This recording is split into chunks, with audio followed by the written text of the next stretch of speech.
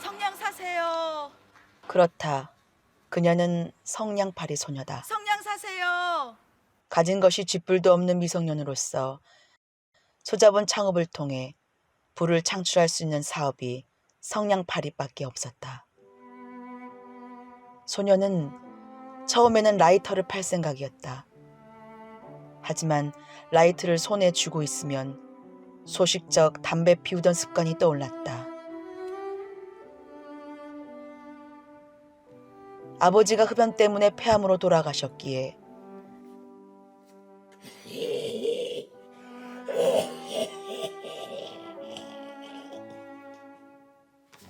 아버지같이 살기 싫었던 소녀는 담배를 끊기로 굳게 결심을 했고 라이터를 멀리해야 했다.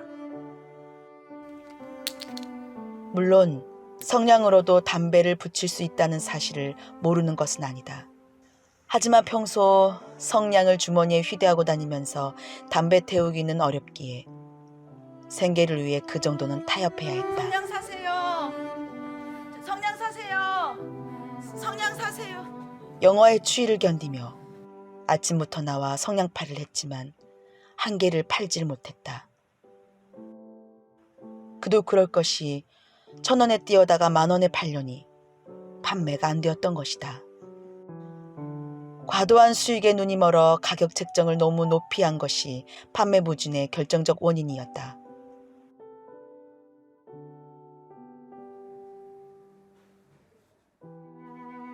해가 지고 세상에는 어둠이 깔렸지만 소녀는 여전히 성냥을 하나도 팔지를 못했다. 한 개라도 팔아야 그 돈으로 아버지 저녁 식사라도 챙겨드릴 수 있을 텐데 소녀는 걱정이 태산 같았다. 아버지는 폐암으로 돌아가셨지만 아버지!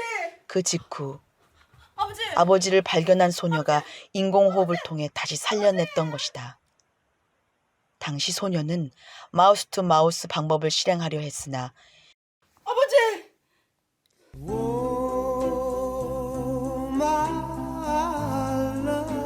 입에서 풍기는 담배 냄새 때문에 차마 그리할 수 없었고 대신 화장실 앞주기를 가져다가 아버지를 살렸다.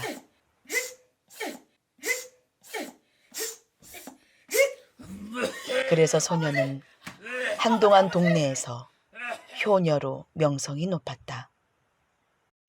하여간 그렇게 살아난 아버지 저녁 식사로 라면이라도 끓여드리기 위해서 성냥 하나라도 팔아야 했던 것이다. 하지만 골목에는 인적이 없고 싸늘한 기운만 돌았다. 추위로 몸이 얼어붙는 듯 했지만 소녀는 집으로 돌아갈 수 없었다.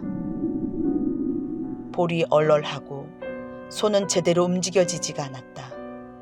얼음왕국 엘사 따위에 환호했던 스스로가 한심하게 여겨졌다. 그런데 모든 것을 꽁꽁 얼리는 이 무시무시한 강추위가 소녀의 뇌까지 냉동시키자 소녀는 넘어서는 안 될 선을 넘었다. 다른 선도 아닌 바로 성냥의 절취선을 넘은 것이다. 이 순간 소자본 창업을 통한 1인 기업의 찬란한 꿈은 수포로 사라졌고 투자금은 매몰 비용으로 전락되었으며 패배자로서 씁쓸한 맛을 보며 인생의 나락으로 떨어져 내리게 되었다. 하지만 그때 머릿속에 반짝하는 스파크와 함께 소풍 나갔던 정신이 돌아오면서 소녀는 살짝 뜯어졌던 절취선을 다시 원상복구시켰다. 제품에 미친 파손은 경미한 수준이었기에 눈썰미가 좋지 않은 고객에게는 신품이라 우겨 팔 수 있었고 이로 인해 다시 성냥을 팔아 아버지에게 라면이라도 끓여 드릴 수 있게 되었다. 에이, 뜨다.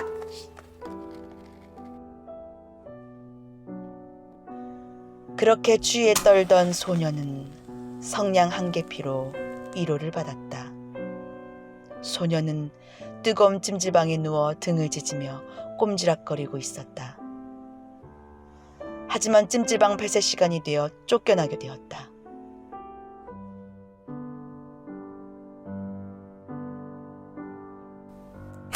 소녀는 어느 땡볕이 내려쬐는 해변가에서 일광욕을 즐기고 있었다.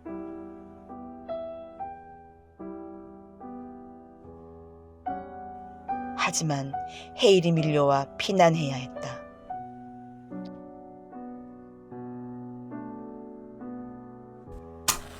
소녀는 매운 청양고추가 들어간 콩나물국을 들이켰다. 그런데 찬물을 들이키고 나서 다시 속이 냉해졌다. 그렇게 소녀는 밤새도록 전멸등처럼 반짝였다.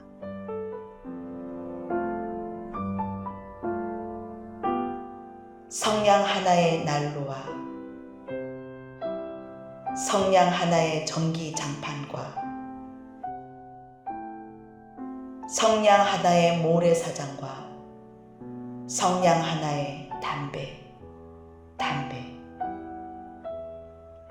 하여간 이 살점을 덜어내는 듯 잔혹한 추위는 길고 긴 겨울밤을 짊어지고 끝없는 행진을 이어갔다. 그에 따라 밝은 빛을 잠시 뿜어낸 후 타들어간 까만 재는 칠흑같이 어두운 밤 위에 계속 쌓여갔다. 하나씩 하나씩. 성냥통이 비어가며 소녀 마음속의 따스한 기억들도 하나씩 하나씩 싸늘한 대기로 퍼져 사라져 갔다. 그리고 긴 밤의 끝. 태양은 다시 떠올랐다. 하지만